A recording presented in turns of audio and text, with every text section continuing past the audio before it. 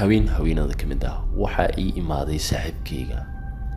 Haweennimadkii waxaan si fudud u dalbanay biiso saaxiibkay aad u jeclaa.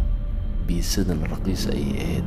Kadibna waan u sheegay, aad buu ugu farxay. Haweenkaas oo idil waan baashaalaynay. Kadib markii aan dalbanay biisada 10 daqiiqo kadib waxaa albaabka noo soo gargaraacay. kadibna waxaan isdhahay si fudud ayaa lagu keenay biisada. Saaxiibkii waa uu yaabay. Biisadu waxay qaadan jirtay in la keeno 15 daqiiqo ama 20 daqiiqo. kadibna intaan soo dhaqaaqnay anigii saaxiibkii ayaan waxaan fiirnay duleelka albaabka. waxaynu aragnay qof waayeel ah. kadibna wuxuu xirnaa dhar isku eg. waxaan ku soo laabtay saaxiibkayga waxaan ku dhahay, qofkan miyaa garanaysaa? asagana aad iyo aad buu u yaabanaa. cabaar ayaan fiirinaynay. wuxuu ekaa qof waayeel ah. kadibna kor ayuu wuxuu soo qaaday biisadii anagoo la yaaban kambanigana wuxuu yahay. saaxiibkaygana aad u shakiyay ayaana soo qaadanay. kadibna ninka lacag buu nu dhiibay. anagoo naxsan ayaan biisada dhexda dhiganay. waana la yaabanay nooca biisada ay ahayd. shirkaddan biisada noo keenta xataa mana garan karin.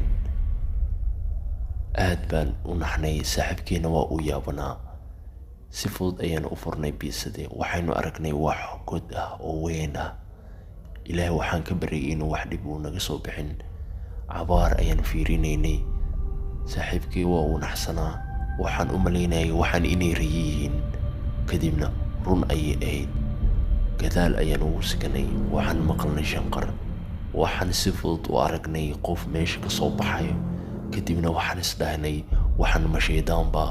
qoor dheer buu lahaa. kadibna ilkihiisa dhan waxay ahaayeen ilka madmadow iyo caddaan ah. aad baan u yaabay. markaan waxaan hubaa in dareenka dhan uu iga tagay.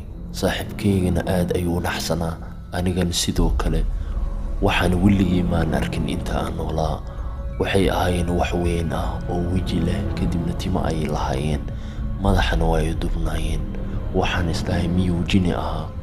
kadibna cabaar inta aan fiirinay albaabkan waa u xidhnaa. habeennimadkaasoo idil aad baan u naxsanayn.